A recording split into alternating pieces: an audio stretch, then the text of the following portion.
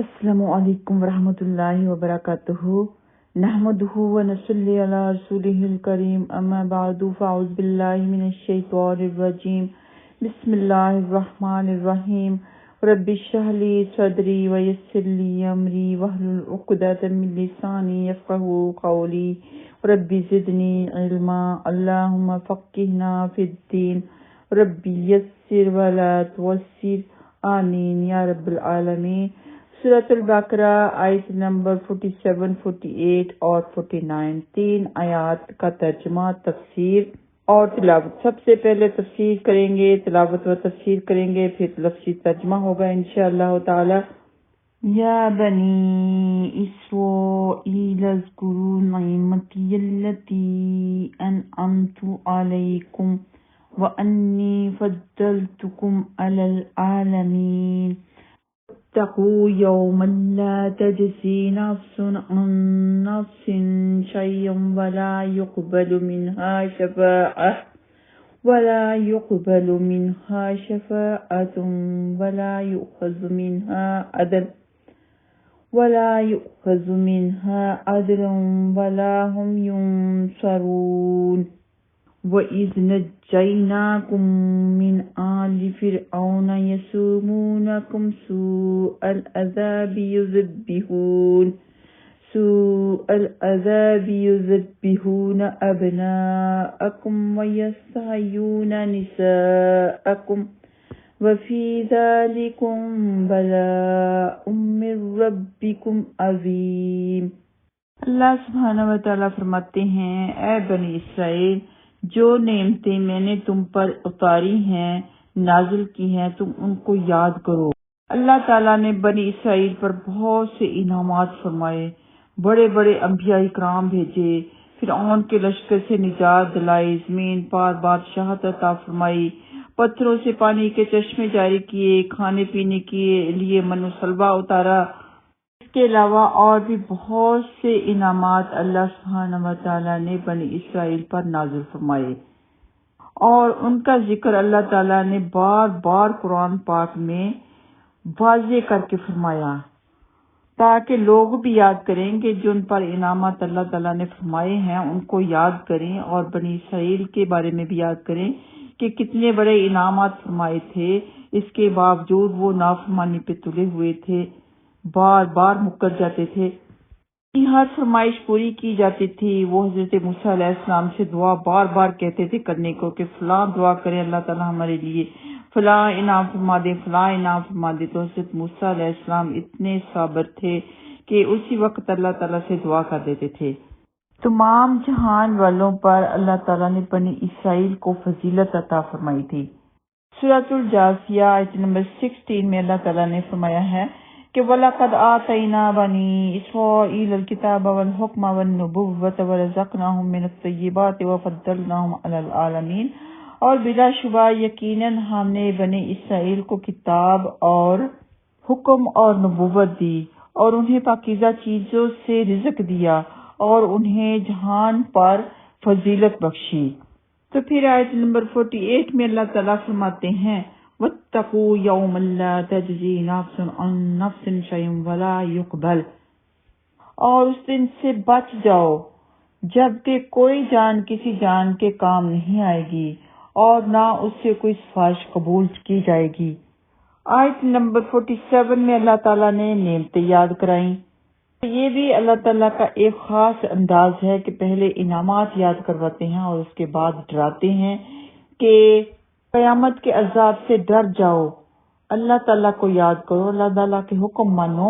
اور بنی اسرائیل میں فساد کی اصل وجہ یہ بھی تھی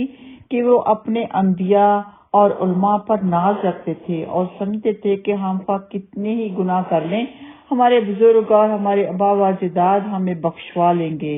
ان کے اسی باطل گمان کی تردید اللہ تعالیٰ نے فرمائی کہ اس دن کوئی کسی کے کام نہیں آئے گا، کوئی کسی کی سفارش قبول نہیں کی جائے گی۔ جب جنتی جنت میں چلے جائیں گے، دوزخی دوزخ میں چلے جائیں گے، تو کہیں بہت بعد میں جا کر پھر جنتی اپنے گھر والوں کو جو کہ کافر تو نہیں تھے تو پھر ان کے لیے سفارش کر سکیں گے۔ سب کو اللہ تعالیٰ حکم دیں گے جہنم سے اپنوں کو نکالنے کا، لیکن سب سے پہلے نبی پاک صلی اللہ علیہ وسلم اپنی امت کو نکلوائیں گے، اس میں سے جو کچھ رہ چکے ہوں گے۔ پھر جہنمیوں کے گھر والے جو کہ جنت میں اللہ تعالیٰ کے نام سے لطف اندوز ہو رہے ہوں گے، تو ان سے کہا جائے گا کہ جاؤ بھئی اپنے گھر والوں کو وہاں سے نکلوا لاؤ۔ تو کسی کو نعمتیں یاد کروانا، پھر ڈرانا، یہ بہت ہی بہترین طریقہ ہے جو کہ اللہ تعالیٰ نے ہمیں بتایا ہے، فرمایا ہے۔ ایسے ہی اگر گھر میں آپ کے بچوں کو آپ نے سمجھانا ہے تو پہلے آپ یاد کروائیں اور بعد میں کوئی نصیحت کریں، اللہ تعالیٰ کے انعام یاد کرائیں، یا پھر آپ نے کچھ ان کو دیا ہے وہ یاد کروائیں، بعد میں کوئی نصیحت کریں کہ بھئی دیکھیں میں آپ سے کتنا پیار کرتی ہوں، آپ کو بھی چاہیے کہ آپ میری بات مانیں۔ تو جو کوئی بھی اللہ تعالیٰ کے انعامات کو یاد کرے گا اور اللہ تعالیٰ کے عذاب سے ڈر جائے گا، برے کام کرنے سے ڈر جائے گا، بچ جائے گا، تو اس کا یہی مطلب ہوگا کہ وہ آخرت پر یقین رکھتا ہوگا۔ تو جو برے کاموں سے نہیں بچتے، مسلمان تو ہیں لیکن برے کاموں سے نہیں بچتے، اپنے آپ کو پرہیزگار نہیں بناتے، تو مطلب یہ ہے کہ آخرت پر یقین نہیں رکھتے۔ آخرت پر ایمان لانے کا یہ ایک انقلابی عقیدہ ہے کہ اس عقیدے کے ذریعے بڑے بڑے لوگ سنور جاتے ہیں۔ جب انسان قیامت کے دن کو یاد رکھتا ہے، قیامت کے دن کو اپنے ذہن میں رکھ کے، اس کی ہولناکی کو اپنے ذہن میں رکھ کے قیامت کے دن پر یقین رکھے گا، تو ظاہر سی بات ہے کہ برے کاموں سے بچا رہے گا اور بڑے اچھے انداز سے اپنی اصلاح کر لے گا۔ کیونکہ جب بھی وہ کوئی گناہ کرنے لگے گا، اس کے دل میں وہ پہلا خیال جو آئے گا وہ یہ ہوگا کہ ایک ایسا دن بھی آنے والا ہے جس دن اللہ سبحانہ و تعالیٰ کی ذات تمام لوگوں کے سامنے مجھے کھڑا کرے گی۔ کہیں ایسا نہ ہو کہ اس دن اللہ تعالیٰ مجھ سے میرے تمام گناہوں کے بارے میں پوچھ لے۔ یہ سوچ آتے ہی انسان گناہ ترک کر دیتا ہے۔ تو بنی اسرائیل کو پہلے نعمت یاد کروائی، اس کے بعد قیامت کے عذاب سے ڈرایا۔ اللہ سبحانہ و تعالیٰ فرماتے ہیں قیامت کا دن ایک ایسا دن ہے جس دن کوئی کسی کے کام نہیں آ سکتا، کسی کی بھی مدد نہیں کی جائے گی، بدلے میں کچھ بھی نہیں لیا جائے گا۔ اور آج کل کے دور میں بھی کچھ ایسے لوگ ہیں جن کا عقیدہ یہ ہے کہ ہمارے بچوں نے حفظ کر لیا ہے اور ہمارا جو فلاں بڑا تھا وہ بہت بڑا عالم دین تھا، ہمارے جو آبا و اجداد تھے وہ بڑے بڑے فضیلت والے تھے، تو قیامت کے دن وہ ہمیں بچا لیں گے۔ بنی اسرائیل میں بھی یہ خرابی تھی، انہیں اپنے انبیاء، اپنے علماء، اپنے آبا و اجداد پر بہت ناز تھا۔ وہ سمجھتے تھے کہ ہمیں وہ بچا لیں گے، سمجھتے تھے کہ ہم جتنے بھی گناہ کر لیں ہمیں ہمارے آبا و اجداد بخشوا لیں گے۔ تو اللہ سبحانہ وتعالیٰ نے فرمایا کہ اس دن کسی کی سفارش نہیں چلے گی، ہاں اس کی سفارش ضرور چلے گی جسے اللہ تعالیٰ خود اجازت دیں گے۔ نبی پاک صلی اللہ علیہ وسلم کا فرمان ہے کہ میں سفارش کے لیے روانہ ہوں گا یہاں تک کہ میں اپنے رب سے اجازت لوں گا، مجھے اجازت دی جائے گی۔ جب میں اپنے رب کو دیکھوں گا تو سجدے میں گر پڑوں گا، پھر اللہ تعالیٰ مجھے سجدہ میں پڑا رہنے دے گا جب تک وہ چاہے گا۔ پھر مجھے کہا جائے گا اپنا سر اٹھا لو، سوال کرو، تمہیں وہ چیز عطا کر دی جائے گی جس کا تم سوال کرتے ہو، تمہاری بات سنی جائے گی، سفارش کرو تمہاری سفارش قبول کی جائے گی۔ یہ صحیح بخاری میں موجود ہے اور اس کو سفارش شفاعت کبریٰ کہتے ہیں، یعنی کہ بڑی سفارش جو سب سے پہلے نبی پاک صلی اللہ علیہ وسلم مقام محمود پر جا کے کریں گے۔ تو اللہ رب العزت فرماتے ہیں اس دن کوئی کسی کے کام نہیں آئے گا، کوئی کسی کی سفارش نہیں چلے گی، اس دن بدلے میں کچھ نہیں لیا جائے گا، جو گناہ کیا ہے اس کی سزا بھگتنی پڑے گی، اس دن کسی کی بھی مدد نہیں کی جائے گی۔ اس لیے ہمیشہ دعا کرنی چاہیے اللہم حاسبنی حسابا یسیرا۔ اور ایک بہت پیاری دعا ہے اور وہ یہ ہے اللہم اغفر لنا قبل الموت وارحمنا عند الموت ولا تعذبنا بعد الموت ولا تحاسبنا یوم القیامہ انک علی کل شیء قدیر۔ اے اللہ تعالیٰ موت سے پہلے ہماری مغفرت فرما اور موت کے وقت ہم پر رحم فرما اور موت کے بعد ہمیں عذاب نہ دینا اور قیامت کے روز ہمارا حساب نہ کر لینا، بے شک تو ہر چیز پر قدرت رکھتا ہے۔ یہ دعا اپنی دعاؤں میں، صبح شام کی دعاؤں میں آپ شامل کر لیں تو ضرور پڑھا کریں۔ فارش کے بارے میں صحیح مسلم کی حدیث میں آتا ہے کہ اللہ کے نبی حضرت محمد مصطفیٰ صلی اللہ علیہ وسلم نے اپنی بیٹی سے فرمایا جو ان کے جگر کا ٹکڑا تھیں، فرمایا اے فاطمہ جو مال مجھ سے مانگنا ہے مجھ سے یہی مانگ لو، فرمایا میں وہاں تمہارے کام نہیں آ سکتا۔ تو جب اللہ تعالیٰ کے نبی پاک صلی اللہ علیہ وسلم اپنی بیٹی سے یہ کہہ رہے ہیں تو ہمارے علماء، ہمارے ابا و اجداد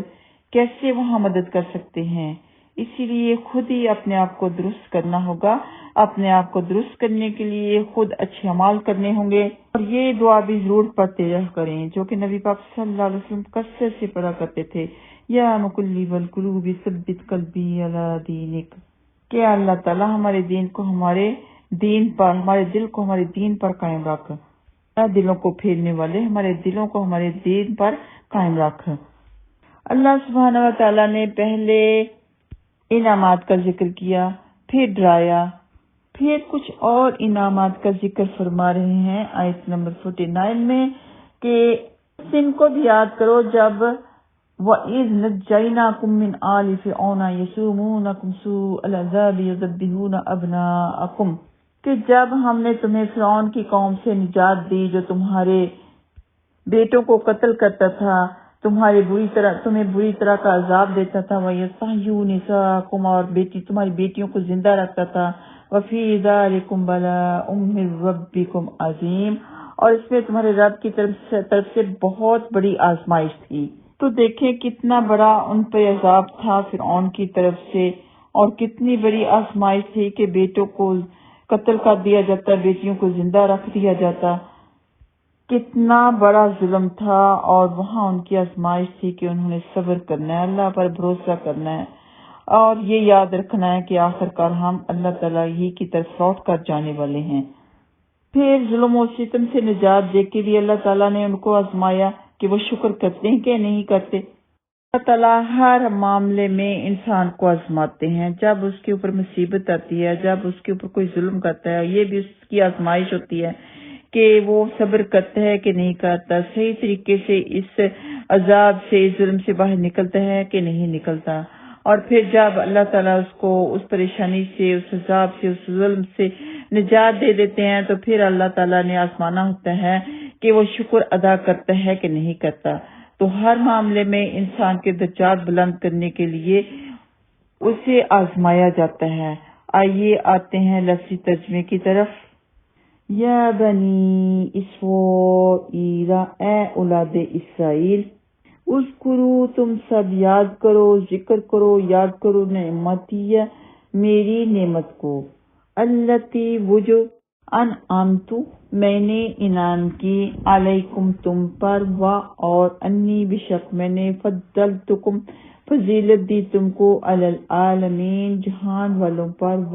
اور اتقوا، تم سب ڈرو، یومن، اس دن سے، لا تجزی، نہیں کمائے گی، نفس، کوئی جان، ان نفس، کسی دوسری جان کے، دوسری براکٹ میں آئے گا، شیئن، کچھ بھی، ولا، اور نہ ہی، یقبل،